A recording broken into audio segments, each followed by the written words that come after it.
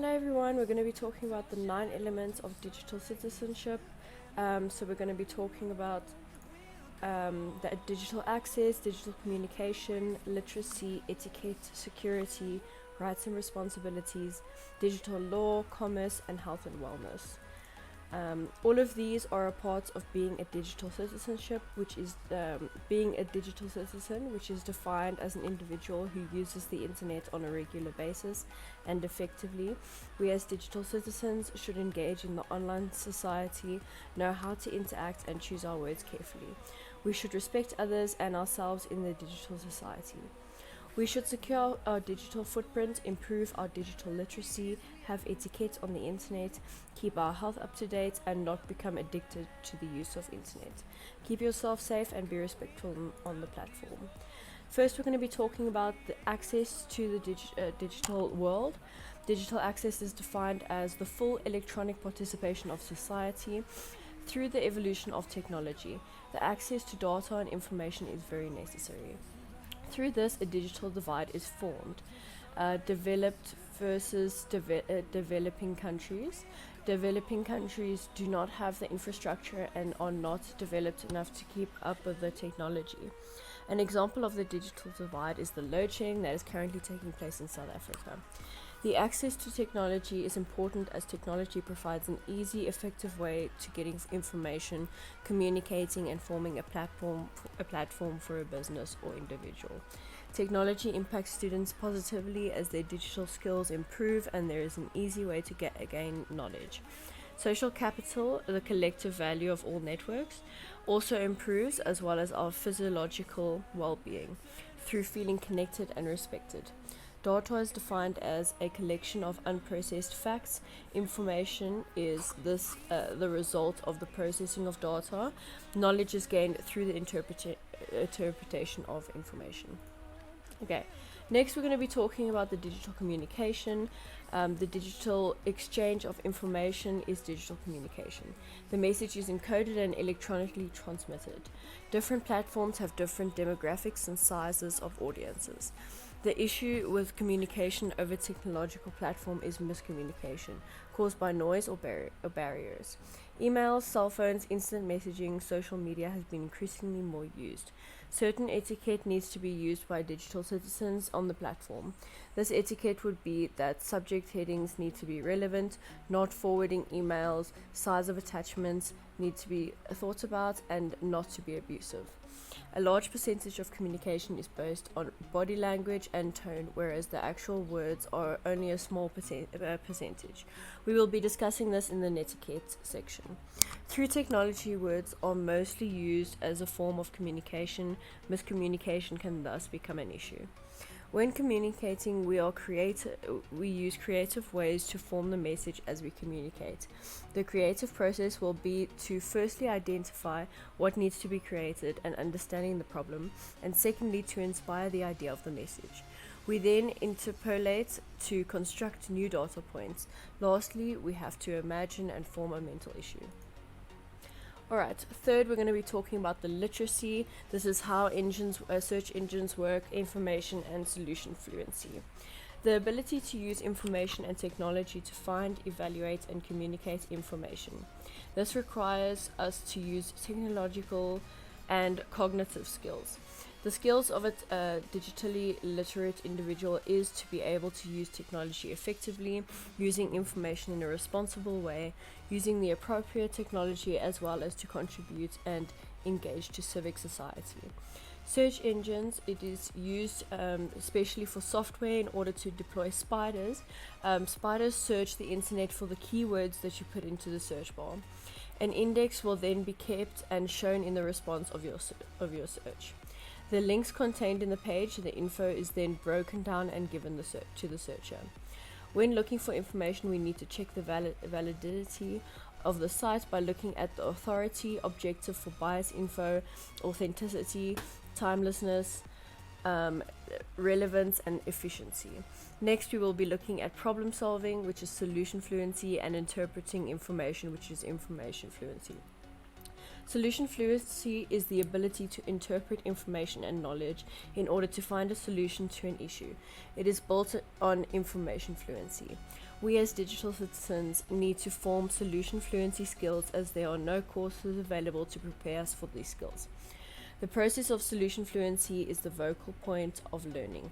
We need to define, discover, dream, design, deliver, and debrief.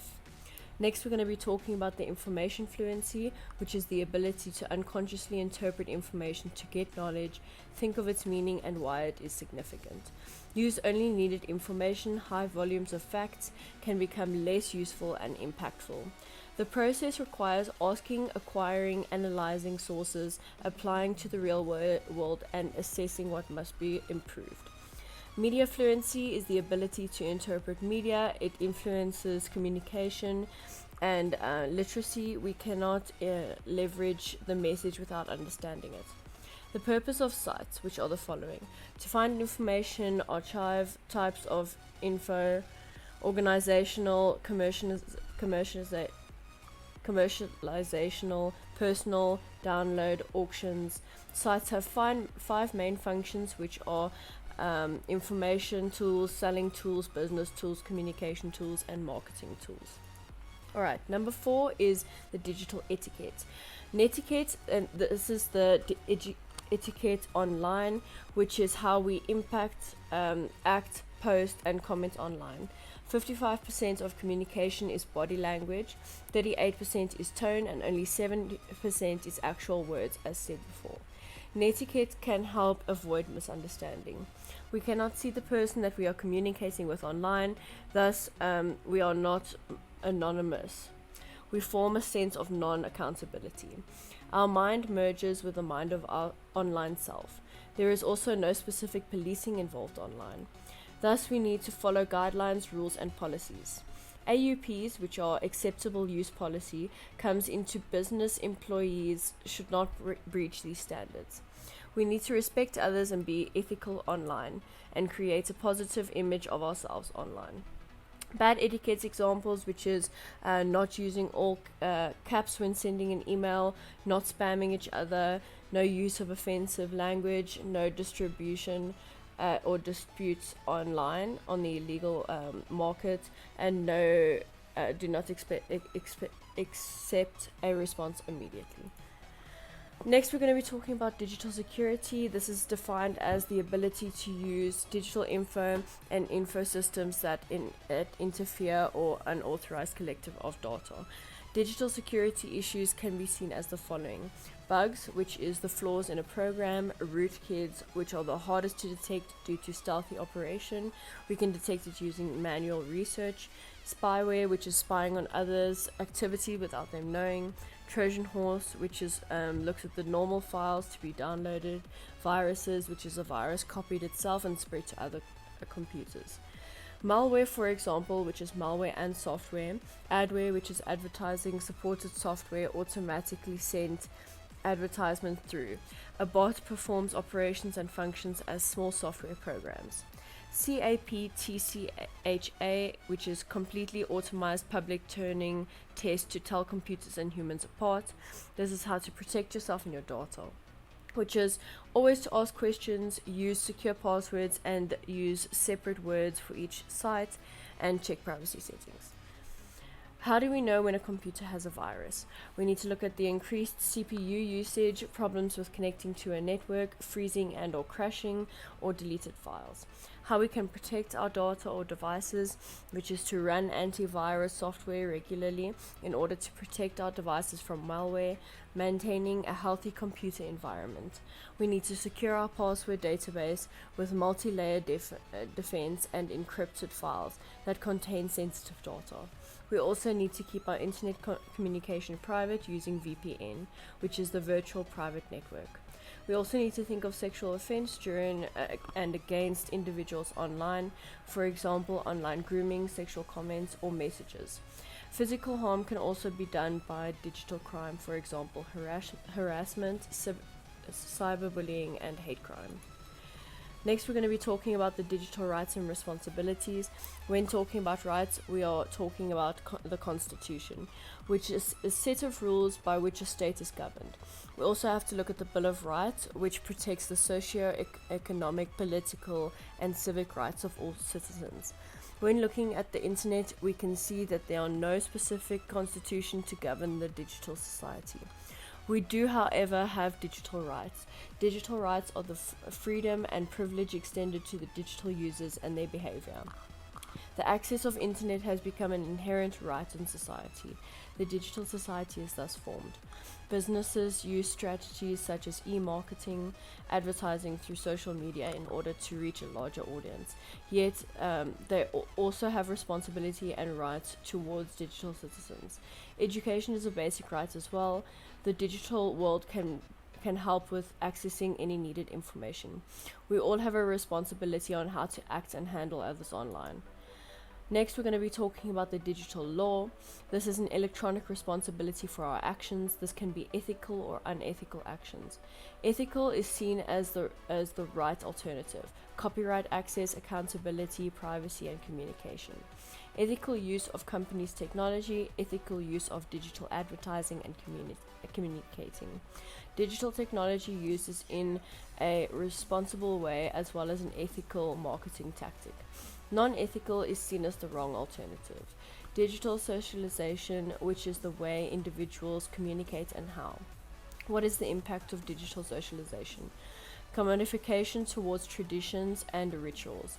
Staged effects where rituals lose their value. Behavior where we have access to information and communication. Privacy. We sign agreements and online platform, yet we do not know what we are 100% agreeing to. Companies have legal responsibilities to protect their employees against cyber harassment and to ensure that surveillance of employees is limited to legal requirements, protection of digital rights and prevention of job displacements, as well as many other responsibilities. Okay, the Protection of Personal Info Act. This is a contract. Details and emails need to be kept confidential. Demographic information, history of employment, biometric information, private corresponding needs to be kept out of the public eye. Laws that are put into place for the protection of the digital society.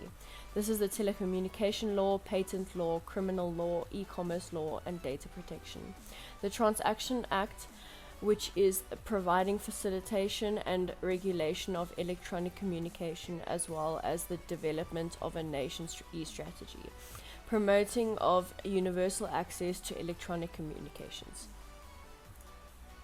Digital commerce. E-commerce has become the medium of exchange or currency. The electronic selling and buying of goods or services primarily internet-based, blurring the lines between the physical world and the digital world by creating an e-business. Examples of this are online insurance policies, corporate announcements, special employee offers, m-commerce, which is the use of wireless devices such as cell phones. Being consumers, we need to be informed. We need to look at our general purchasing behavior, which is influenced by our previous experiences. The trust we have for our sellers and experiences also influence our purchasing behavior. The process of e-commerce would be: 1. An individual connects to the internet. 2. The desired product is then identified. 3. The potential product is added to the cart. 4. Credit card details are put in. And 5. The link is then downloaded securely.